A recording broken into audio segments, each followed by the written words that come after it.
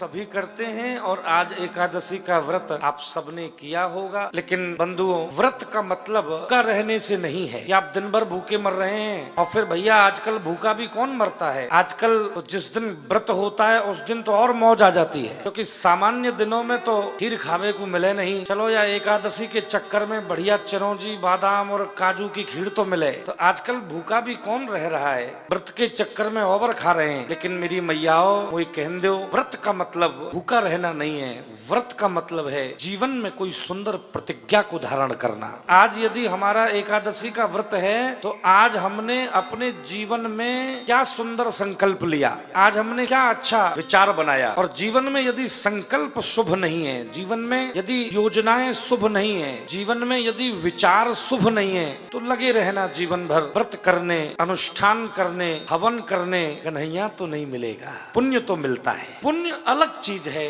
और परमात्मा अलग चीज है। व्रत करिए ठीक है, कुछ नहीं मिलेगा तो पुण्य तो मिलेगा ही।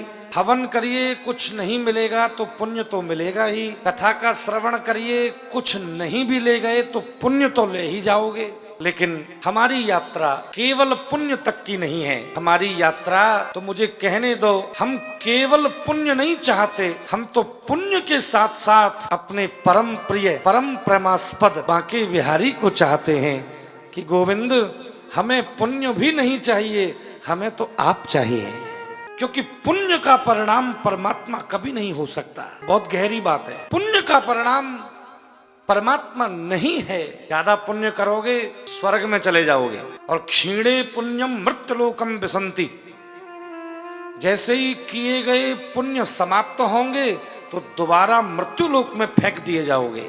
माताओं, बहनों, भैयाओं, जीवन में प्रिय व्रत बन के रही हो कि कोई एक ऐसी प्रतिज्ञा जीवन में हमारे में आ जाए कि आज हम कथा सुनने, आज के बाद हम झूठ नहीं बोलेंगे।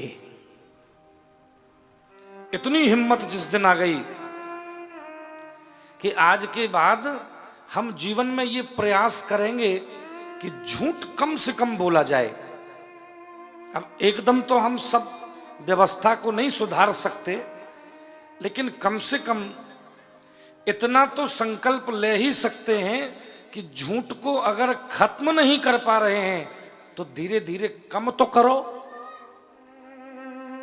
कि भाई दिन में 100 बार झूठ बोल रहे हैं तो आज से हम संकल्प ले रहे हैं कि अब दिन में 100 बार नहीं बोलेंगे, 10-20 बार निकल जाए तो कोई बात ना है।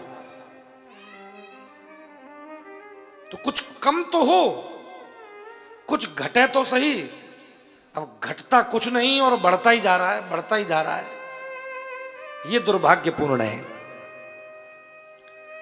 मनु जी के एक और पुत्र हैं